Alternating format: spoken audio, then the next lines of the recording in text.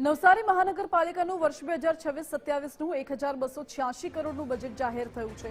નાગરિકો પર આ વર્ષે કોઈ જ નવો ટેક્સ લાદવામાં નથી આવ્યો। બજેટમાં ગ્રીન નવસારી પ્રોજેક્ટ પર વિશેષ ભાર મુકાયો છે।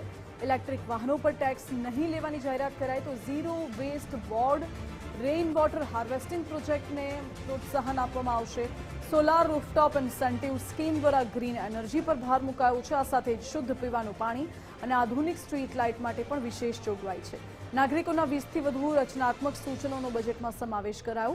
ગત વર્ષના બાકી 29 વિકાસ કામો ઝડપથી પૂર્ણ કરવા માટેનું પણ આયોજન છે। નવસારી મહાનગરપાલિકાએ ગયા વખતે 847 કરોડનો બજેટ રજૂ કર્યો હતો।